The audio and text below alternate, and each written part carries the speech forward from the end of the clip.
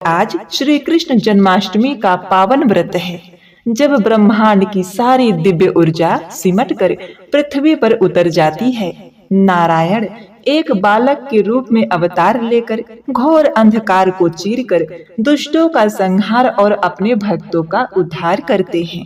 यह उस महालीला का रहस्य है, जिसके श्रवण मात्र से जन्मों के पाप धुल जाते हैं और बंद किस्मत के ताले खुल जाते हैं।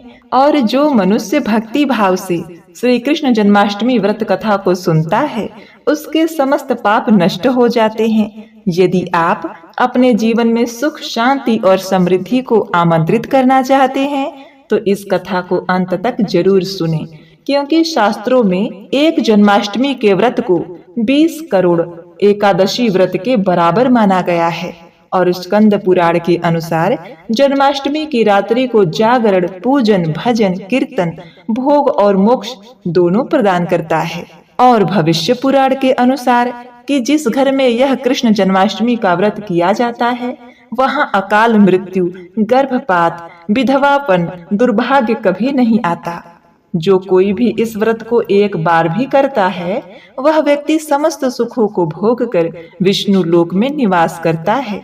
तो सबसे पहले श्री कृष्ण भगवान के बाल लीलाओं का श्रवण करते हैं।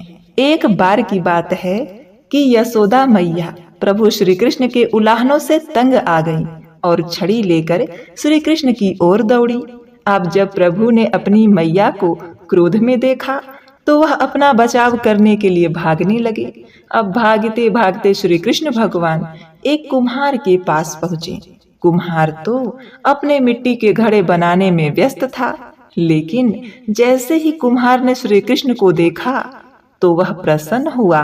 कुम्हार जानता था कि श्री कृष्ण साक्षात परमेश्वर हैं। तब प्रभु ने कुम्हार से कहा कि कुम्हार जी, आज मेरी मैया मुझ पर बहुत क्रोधित है। मैया छड़ी लेकर मेरे पीछे आ रही है। भैया, मुझे कहीं छुपा लो। तब कुम्हार ने श्री कृष्ण जी को एक बड़े से मटके के नीचे छुपा दिया। अब कुछ ही क्षणों में मैया यशोदा भी वहां आ गई और कुम्हार से पूछने लगी, क्यों रे कुम्हार, तूने मेरे कन्हैया को कहीं देखा है क्या? कुम्हार ने कहा, अरे नहीं मैया, मैंने कन्हैया को तो नहीं देखा। श्री कृष्ण जी ये सब बातें बड़े से घड़े के नीचे छुपकर सुन रहे थे। मैया तो वहां से चली गई। अब प्रभु श्री कृष्ण कुम्हार से कहते हैं, कुम्हार जी, यदि मैया चली गई हो तो मुझे इस घड़े से बाहर निकालो। कुम्हार बोला, ऐसे नहीं प्रभु जी, पहले मुझे 84 लाख योनियों के बंधन से मुक्त करने का वचन दो। भगवान मुस्कुराए और कहा, ठीक है, मैं तुम्हें 84 लाख योनियों से मुक्त करने का वचन देता हूँ। अब तो मुझे बाहर निकाल दो। कुम्हार कहने लगा, मुझे अकेले नहीं प्रभु जी, मेरे परिवार के सभी लोगों को भी 84 लाख योनियों के बंधन से मुक्त करने का वचन दोगे तो मैं आपको इस घड़े से बाहर निकालूंगा। प्रभु जी कहने लगे, अच्छा ठीक है, चलो कोई बात नहीं। उनको भी 84 लाख योनियों के बंधन से मुक्त होने का मैं वचन देता हूँ। अब तो मुझे घड़े से बाहर निकाल दो। अब कुम्हार कहता है, बस प्रभु जी, एक विनती और है, उसे भी पूरा करने का वचन दे दो तो मैं आपको घड़े से बाहर निकाल दूंगा। भगवान बोले, वो भी बता दे, क्या कहना चाहते हो? कुम्हार कहने लगा, प्रभु जी, जिस घड़े के नीचे आप छुपे हो, उसकी मिट्टी मेरे बैलों के ऊपर लाद के लाई गई है। मेरे इन बैलों को भी 84 के बंधन से मुक्त करने का वचन दो। भगवान ने कुम्हार के प्रेम पर प्रसन्न होकर वचन दे दिया। प्रभु बोले, अब तो तुम्हारी सब इच्छाएं पूरी हो गई, अब तो मुझे घड़े से बाहर निकाल दो। तब कुम्हार कहता है, अभी नहीं भगवान, बस एक अंतिम इच्छा और है, उसे भी पूरा कर दीजिए। और वो ये है कि जो भी प्राणी हम दोनों के बीच के इस संवाद कथा को सुनेगा, उसे भी आप 84 लाख योनियों के बंधन से मुक्त करेंगे। बस यही वचन दे दो तो मैं आपको इस घड़े से बाहर निकाल दूंगा। कुम्हार की प्रेम भरी बातों को सुनकर प्रभु श्री कृष्ण जी बहुत प्रसन्न हुए और कुम्हार की इस इच्छा को भी पूरा करने का वचन दिया। फिर कुम्हार ने बाल श्री कृष्ण जी को घड़े से बाहर निकाल दिया, उनके चरणों में साष्टांग प्रणाम किया, प्रभु जी के चरण धोए और चरणामृत पिया, अपनी पूरी झोपड़ी पर चरणामृत का छिड़काव किया और भगवान श्री कृष्ण जी को गले लगाकर इतना रोए कि प्रभु में ही विलीन हो गए। जरा सोच कर देखिए, जो बाल श्री कृष्ण जी 7 कोस लंबे चौड़े गोवर्धन पर्वत को अपनी कानी उंगली पर उठा सकते हैं, तो क्या वो एक घड़ा नहीं उठा सकते थे? लेकिन बिना प्रेम रीझे न नटवर नंद किशोर, कोई कितने भी यज्ञ करे, अनुष्ठान करे, कितना भी दान करे, चाहे कितना भी भक्ति करे, लेकिन जब तक मन में प्राणी मात्र के लिए प्रेम नहीं होगा, प्रभु श्री कृष्ण मिल नहीं सकते। अब इसी प्रकार से जब भगवान श्री कृष्ण जी का जन्म कारागार में हुआ और योग माया ने कंस को चेतावनी दी कि उसका वध करने वाला बालक अब सुरक्षित गोकुल में पहुंच चुका है, तब कंस के भीतर भय उत्पन्न हुआ। उसने वसुदेव और देवकी को मुक्त तो कर दिया, लेकिन तुरंत अपने क्रूर मंत्रियों से सलाह लेने गया। मंत्रियों ने कंस को यह सलाह दी कि अब उसे ब्राह्मणों के यज्ञ बंद करवा देने चाहिए, देवताओं का संहार करना चाहिए और जो भी शिशु पिछले 10 दिनों में जन्मे हैं, उन्हें ढूंढ ढूंढ कर मार डालना चाहिए। इसी योजना के अंतर्गत कंस ने पूतना नाम की एक घातक राक्षसी को गोकुल भेजा। पूतना मायावी शक्तियों से युक्त थी। उसने एक अत्यंत सुंदर स्त्री का रूप धारण किया, ऐसा रूप जो किसी को भी भ्रम में डाल दे। वह आकाश मार्ग से उड़ती हुई गोकुल आई और नंद बाबा के घर सीधे जा पहुंची, जहां श्री कृष्ण जी शिशु के रूप में सो रहे थे। उसकी सुंदरता देखकर यशोदा और रोहिणी तक मोहित हो गईं और उन्होंने उसे बालक को गोद में लेने से नहीं रोका। पूतना ने शिशु श्री कृष्ण को गोद में उठाया और उसे अपना स्तनपान कराने लगी, परंतु उसके स्तनों पर भयानक विष हलाहल लगा हुआ था। भगवान श्री कृष्ण जो संपूर्ण लोकों के स्वामी है, बाल रूप में भी उस पूतना के स्तन का पान करने लगे, जो अमृतमयी प्रतीत होती थी, किंतु वास्तव में मृत्यु के समान विषैली थी। परंतु श्री कृष्ण तो सर्वज्ञ और अंतर्यामी थे। उन्होंने न केवल उसका दूध पिया, बल्कि उसके प्राण भी खींच लिए। जैसे जैसे भगवान श्री कृष्ण ने उसका दुग्ध पान किया, पूतना को असहनीय पीड़ा होने लगी। वह चीख चीख कर कहने लगी, अरे छोड़ दे, बस कर, और फिर धरती पर गिर पड़ी। उसका असली राक्षसी रूप प्रकट हो गया, विशाल शरीर, विकराल मुख और भयानक स्वरूप।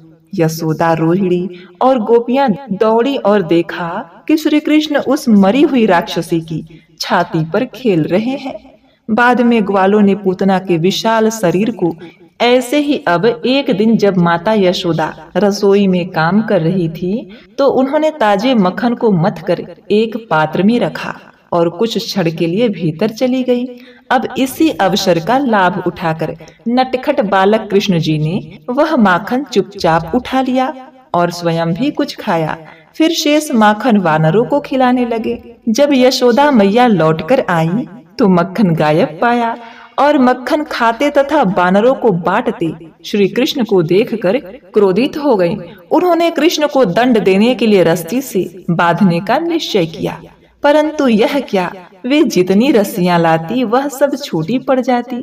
कृष्ण जी की यह माया देखकर माता यशोदा अचंभित हो गईं, पर उनके प्रेम और प्रयास से प्रसन्न होकर श्री कृष्ण जी ने स्वयं ही अपनी माया को समेट लिया और रस्सी को लंबा कर दिया। तब माता यशोदा ने उन्हें एक भारी ओखल में बांध दिया और घर के अन्य कामों में लग गईं। अब इधर बधे बधे श्री कृष्ण जी खेलते हुए उखल को खींचकर बाहर ले गए। वहां आंगन के पास 2 विशाल पेड़ थे, जिन्हें यमला अर्जुन कहा जाता था। ये 2 देवपुत्र मणिग्रीव और नीलकुंवर का रूप थे, जिन्हें पूर्व जन्म में देवर्षि नारद द्वारा उदंडता और अहंकार के कारण वृक्ष बन जाने का शाप मिला था। अब नारद जी ने उन्हें यह वरदान भी दिया था कि द्वापर युग में भगवान श्री कृष्ण स्वयं उनके उद्धार हेतु आएंगे। अब इन दोनों को अपने पूर्व जन्म की स्मृति हुई अतः वे वर्षों से वृक्ष के रूप में भी श्री कृष्ण का ध्यान करते थे। जब भगवान श्री कृष्ण जी ओखल को खींचते हुए इन दोनों वृक्षों के बीच में निकले तो ओखल वहां फंस गया। उन्होंने पूरी शक्ति से ओखल को खींचा तो दोनों वृक्ष भयानक गर्जना के साथ धराशायी हो गए। पेड़ों के गिरते ही उनमें से तेजस्वी रूप में दो दिव्य पुरुष प्रकट हुए और भगवान श्री कृष्ण जी को नमन करके चरणों में गिर पड़े। उन्होंने अपने अपराध के लिए क्षमा मांगी और बताया कि वे कुबेर के पुत्र हैं, जिन्हें नारद जी के श्राप से यह स्वरूप मिला।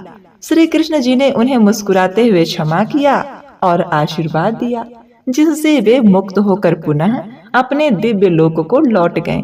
इस घटना को देखकर ब्रजवासियों को अत्यंत आश्चर्य हुआ। हे प्रभु भगवान श्री कृष्ण, आपको बारंबार नमस्कार है। आप समस्त कारणों के भी कारण हैं, अद्भुत कारण है, समस्त आगमों के सिद्धिदाता हैं और समस्त जीवों में व्याप्त हैं। अहंकार में डूबा हुआ व्यक्ति प्रभु की कृपा से सुधर जाता है।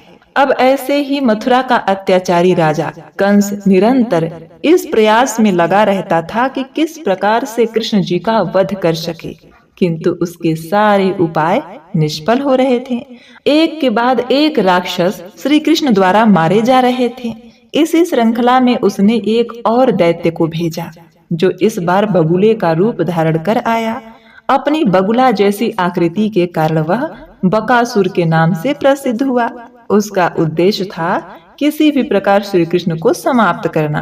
अब दोपहर का समय था। श्री कृष्ण जी ने गऊओं को जंगल में चरा लिया था और भोजन के बाद एक वृक्ष की छाया में विश्राम कर रहे थे और कुछ ग्वाल बाल जल पीने के लिए यमुना नदी की ओर गए।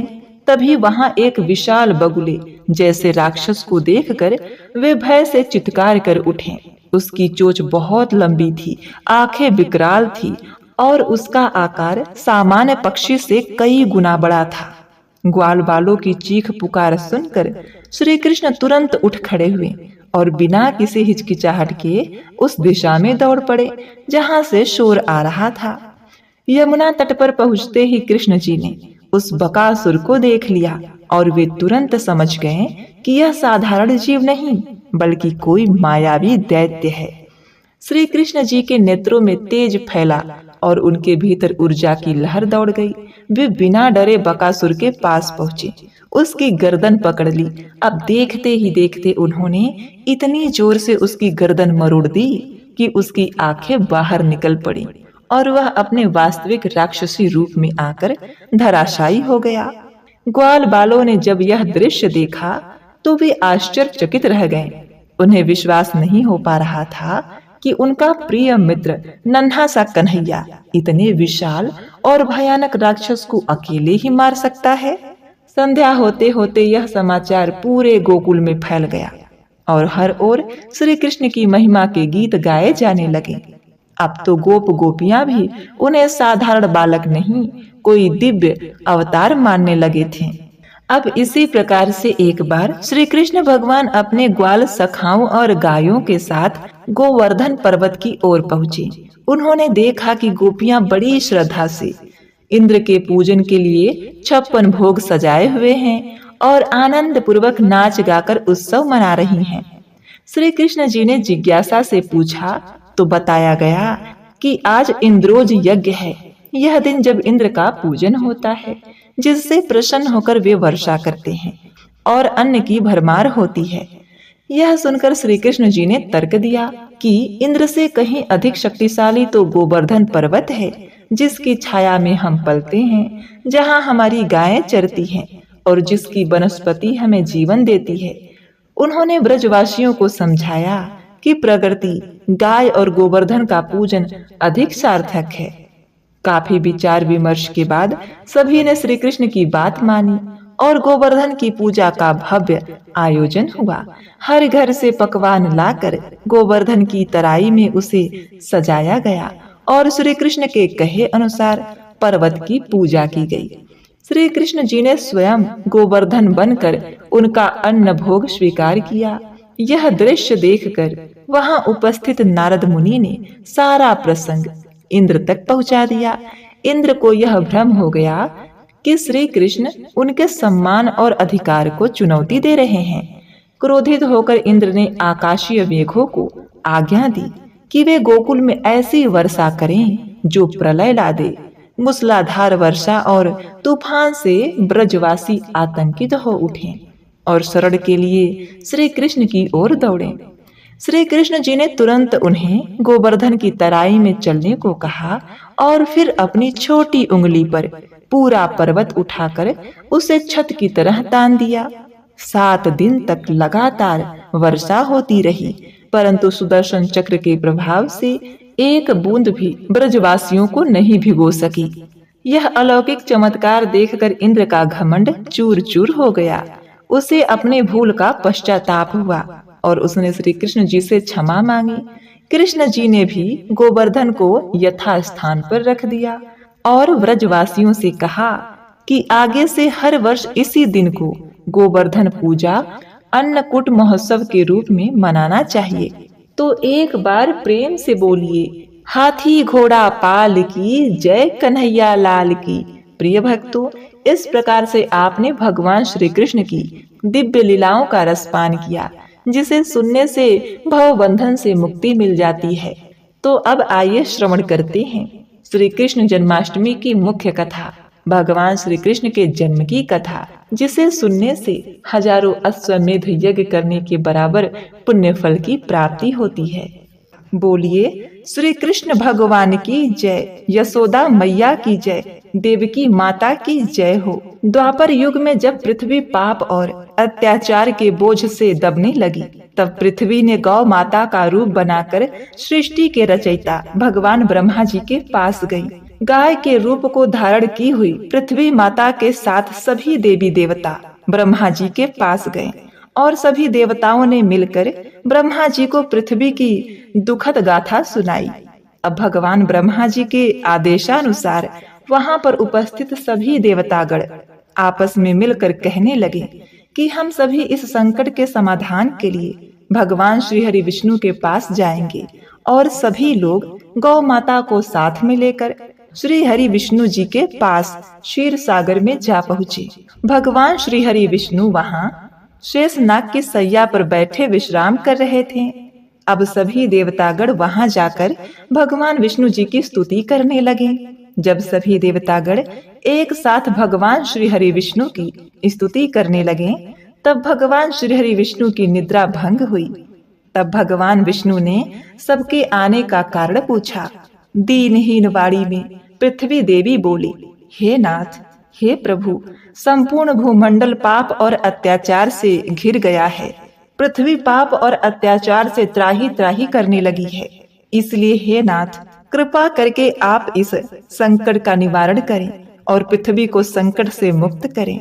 यह बात सुनकर भगवान श्री हरि विष्णु बोले कि ठीक है, मैं पृथ्वी को समस्त दानवों से बचाने के लिए ब्रजमंडल में वासुदेव भार्या और कंस की बहन देवकी के गर्भ से जन्म लूंगा। इसलिए तुम ब्रज भूमि में जाकर यादव कुल में अपना शरीर धारण करो और मेरे द्वारा की जाने वाली बाल लीलाओं का आनंद लो। तब इतना कहकर भगवान श्री हरि विष्णु अंतर ध्यान हो गए और अब सभी देवता और पृथ्वी देवी ब्रज भूमि पर आकर यादव कुल के नंद, यशोदा और गोपियों के रूप में पैदा हुए। इसके बाद ऐसे ही समय व्यतीत होने लगा। कुछ दिनों बाद दुरात्मा कंस ने अपनी प्रिय बहन देवकी का विवाह वासुदेव जी के साथ किया और स्वयं अपने जीजा और बहन को रथ पर बैठाकर उनके नगर को लेकर जा रहा था। और पृथ्वी को अपने आतंक से त्राही त्राही करने वाला और कोई नहीं बल्कि देवकी का भाई कंस ही था। जब वह तीनों गोकुल धाम जा रहे थे, तभी अचानक से भविष्यवाणी हुई कि अरे दुराचारी कंस, जिसको तू अपनी बहन समझकर अपने साथ लेकर जा रहा है, उसका सारथी बना है। उसकी गर्भ से जन्म लेने वाला 8वां पुत्र तेरी मृत्यु का कारण बनेगा। इतना सुनते ही कंस ने तुरंत ही तलवार उठा ली और देवकी को मारने के लिए दौड़ पड़ा। तभी वासुदेव जी ने उसे पकड़ लिया और हाथ जोड़कर कंस से कहा, हे महाराज कंस, हम बेकसूर हैं और मेरी पत्नी भी बेकसूर है। इसे मारना उचित नहीं है और तुम जैसे एक यशस्वी राजा को यह शोभा भी नहीं देता एक स्त्री की हत्या करे। इसलिए जब भी देवकी के गर्भ से जब भी किसी संतान का जन्म होगा तो उसके जन्म लेते ही मैं आपको स्वयं अपनी सारी संतान को सौंप दूंगा। इससे आपको मृत्यु का भय नहीं रहेगा। अब जब कंस ने वासुदेव जी की बात सुनी तब वह अत्याचारी कंस ने वासुदेव की बात मान ली और वासुदेव जी तथा देवकी जी को ले जाकर एक कैद खाने में बंद कर दिया। अब जब भी देवकी को कोई पुत्र होता तब वह कंस उस पुत्र को मार डालता। देवकी के 7 पुत्रों के मारे जाने के बाद 8वें गर्भ की बात कंस को जब मालूम हुई तो इस बात का पता चलते ही दुष्ट कंस ने देवकी और वासुदेव को एक विशेष कारागार में डलवा दिया और वहां पर कड़ा पहरा लगा दिया। प्रिय भक्तों, भाद्रपद माह के कृष्ण पक्ष की अष्टमी को अर्धरात्रि के समय पद्मधारी भगवान श्री कृष्ण का जन्म हुआ। चारों ओर प्रकाश फैल गया। लीलाधारी भगवान की लीला देखकर वासुदेव और देवकी उनके सामने हाथ जोड़कर खड़े हो गए। भगवान श्री कृष्ण जी ने जब अपना बाल रूप लिया तब देवकी और वासुदेव दोनों की हाथों की हथकड़ियां टूट गईं। दरवाजे अपने आप खुल गए। पहरेदारों को नींद आ गई। तब वासुदेव भगवान श्री कृष्ण जी को भगवान की आज्ञा के अनुसार अपने साथ लेकर वहां से निकल गए। जब वासुदेव जी नन्हे से भगवान श्री कृष्ण जी को बांस के सूप में रखकर यमुना पार करने लगे तो यमुना के अंदर प्रवेश करते ही यमुना का जलस्तर बढ़ने लगा। यमुना में बाढ़ आ गई और जैसे ही भगवान के चरण कमलों को यमुना ने छुआ वैसे ही यमुना घटकर आधी हो गई। वासुदेव जी अब पैदल ही यमुना को पार कर गए और गोकुल धाम पहुंच गए। अब वहां जाकर उन्होंने देखा कि एक दरवाजा खुला है।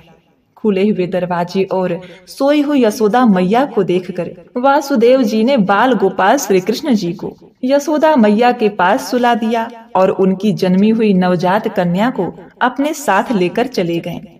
वासुदेव जी जब वापस कारागार में पहुंचे तो उन्हें अपने आप बेड़ियां लग गईं। दरवाजे भी बंद हो गए। दरवाजे बंद होने के बाद सोए हुए पहरेदार जाग गए। अब हथकड़ियां लगने के बाद वह कन्या जोर जोर से विलाप करने लगी, जोर जोर से रोने लगी। तब पहरेदारों ने कन्या के रोने की आवाज सुनी और कंस के पास यथाशीघ्र उन्होंने खबर भिजवा दी कि आपकी बहन देवकी ने 8वीं संतान को जन्म दे दिया है। अब यह सुनते ही कंस वहां दौड़ा दौड़ा आया। कन्या को हाथ में लेकर जैसे ही पत्थर पर पटकने ही वाला था तभी वह कन्या हाथों से छूटकर आकाश में उड़ गई और साक्षात देवी के रूप में प्रकट हो गई। कहने लगी, अरे दुराचारी कंस, तुझे मारने वाला तो गोकुल में पहले ही पैदा हो चुका है, अब तुम्हारा वही वध करेगा। तब भगवान श्री कृष्ण जी ने अकासुर, तारकासुर, कंस जैसे राक्षसों का वध करके पृथ्वी देवी और अपने भक्त जनों की रक्षा की। इस प्रकार गोकुल में जाने के बाद भगवान श्री कृष्ण जी ने अनेक लीलाएं की। जब भगवान श्री कृष्ण जी बाल रूप में थे तो उनके बाल रूप का दर्शन करने के लिए महादेव भगवान शिव शंभु अत्यंत ही आतुर हो रहे थे। भगवान कृष्ण के बाल रूप के दर्शन करने की अभिलाषा उन्हें सताए जा रही थी। उन्होंने अब एक योगी का भेष बनाया और यशोदा मैया के द्वार पर गए। गोकुल में नंद भवन के बाहर पहुंचकर आवाज लगाई और भगवान शिव शंभु ने कहा, अलख निरंजन, अलख निरंजन, कहाँ हो प्रभु। अब भगवान भोलेनाथ भजन गाने लगे। यशोदा मैया उस समय श्री श्याम सुंदर बाल गोपाल कृष्ण जी का श्रृंगार कर रही थी। अब अपने प्यारे कृष्ण को प्रेम करने में इतना मग्न थी कि बाहर खड़े योगी की आवाज उन्हें सुनाई नहीं पड़ी। तब योगी के भेष में भोलेनाथ ने फिर से एक बार आवाज लगाई, अलख निरंजन, अलख निरंजन। अब फिर भी अंदर से कोई जवाब नहीं आया। तब वहां एक व्रज की वृद्ध गोपी गुजर रही थी। अचानक से उस गोपी की दृष्टि उस योगी सन्यासी पर गई। उसने योगी जी को प्रतीक्षा करते हुए देखा तो वह उनके पास गई और योगी से कहने लगी, बाबा आप किसे बुला रहे हो।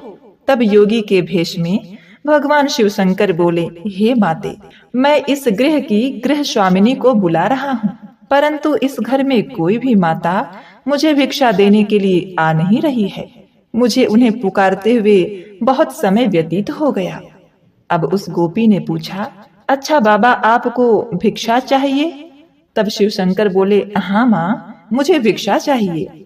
तब गोपी बोली, बाबा, लेकिन यहाँ तो मुझे कोई नहीं दिख रहा, आप मेरे घर चलो, वहां मैं आपको खूब भिक्षा दूंगी। आप मुझसे जो मांगोगे मैं उसे दूंगी, और अगर मेरे पास हुआ तो। तब भगवान भोलेनाथ ने कहा, कहाँ माता, यदि उस द्वार से कुछ मिले तो अच्छा, नहीं तो चला जाता हूँ। तब गोपी कहने लगी, तो महाराज, फिर तो आज आप भूखे ही रह जाएंगे। भोले बाबा ने कहा, जैसे प्रभु की इच्छा। तब गोपी कहने लगी, अरे बाबा, हमारे गांव से कोई ऐसे भूखा जाए यह तो सारे गोकुल के लिए लज्जा की बात है। तुम यही ठहरो, मैं अंदर जाकर देखती हूँ कि यशोदा रानी क्या कर रही है और कहाँ है। अब यह कहकर गोपी नंद भवन के अंदर गई तो देखती है कि मैया यशोदा तो श्याम सुंदर जी का श्रृंगार कर रही थी। इधर बाहर खड़े भगवान शंकर मन ही मन कहने लगे कि प्रभु दर्शन दीजिए, बगैर दर्शन किए तो मैं यहाँ से नहीं जाऊंगा। अब गोपी अंदर जाकर मैया यशोदा से कहने लगी, हे नंदरानी, कहाँ हो आप? मैया यशोदा कहती हैं, आओ काकी, क्या बात है? तब गोपी कहने लगी, हे यशोदा रानी, तुम्हारे द्वार पर एक योगी कब से भिक्षा के लिए खड़ा है, तुमने उसकी आवाज नहीं सुनी? तब यशोदा मैया बोली, अरे नहीं काकी, मुझे तो कोई आवाज नहीं आई। तब गोपी कहने लगी, अरे नंदरानी, जल्दी से उसे भिक्षा दे दो, वह तो बड़ा ही महात्मा लगता है। तब यशोदा मैया बोली, ठीक है, अगर तुम कहती हो तो मैं उसे कुछ दे देती हूँ। तब यशोदा मैया कहने लगी, ऐसा क्या है उस योगी में? तब गोपी बोली, अरे इतना तेज है उसकी ललाट पर जैसे सूर्य का तेज होता है, और देखो कितना बड़ा नियम है उसका कि वह जिस द्वार पर भिक्षा के लिए खड़ा होता है बस वहीं से भिक्षा लेता है, और भिक्षा ना मिले तो भूखे पेट ही लौट जाता है। तब मैया यशोदा कहने लगी, अरे काकी, आपकी बातों को सुनकर मैं तो दक्षिणा देना भूल ही गई, अभी लेकर आती हूँ। प्रिय भक्तों, संदूक से धन और एक मोती की माला निकालते हुए यशोदा रानी कहती हैं कि अगर वह महात्मा इतनी बड़ी दिव्य आत्मा है तो वह बहुमूल्य मोती की माला उन्हें दे देती हूँ। अब इधर शिव शंकर बाहर खड़े खड़े मन ही मन भगवान श्री कृष्ण जी से बातें कर रहे थे कि हे प्रभु, दर्शन देने में इतना संकोच क्यों कर रहे हो? तब श्याम सुंदर भगवान जी ने मन ही मन कहा कि मेरे अहो धन्य भाग, जो आप अपने सेवक के घर पधारे। हे शिव शंकर, आप मेरा प्रणाम स्वीकार करें। प्रिय भक्तों, तभी वहां यशोदा मैया भगवान श्री कृष्ण जी को पालने में रखकर और दक्षिणा की थाल लेकर गोपी के साथ भवन से बाहर आई, और वहां योगी भेष में शिव शंभु प्रतीक्षा कर रहे थे। मैया यशोदा योगी रूप शिव शंकर जी को देखकर प्रणाम करते हुए कहती हैं, हे बाबा, क्षमा कर दीजिए विलंब के लिए, मैं अपने लल्ला का श्रृंगार कर रही थी। तब योगी के भेष में भगवान शंकर ने कहा, धन्य हो मैया, जिसे ऐसे दिव्य बालक की सेवा का सौभाग्य प्राप्त हुआ है, मुझे भी उस परम दिव्य शिशु के दर्शन करवा दो। तब मैया यशोदा बोली, बाबा, मुझे क्षमा कर दो, अभी अभी स्नान कराया है लल्ले को, इस समय मैं उसे बाहर नहीं ला सकती, उसे ठंडी हवा लग जाएगी। तब साधु वेश में भगवान शिव जी ने कहा, हे माते, मैं तुम्हारे द्वार पर आया हूँ, मेरी इतनी सी विनती स्वीकार नहीं करोगी? तब मैया यशोदा बोली, नहीं होगी बाबा, मैं अपने लल्ला को बाहर नहीं ला सकती, आप यह भिक्षा ग्रहण कीजिए और मुझे क्षमा कीजिए।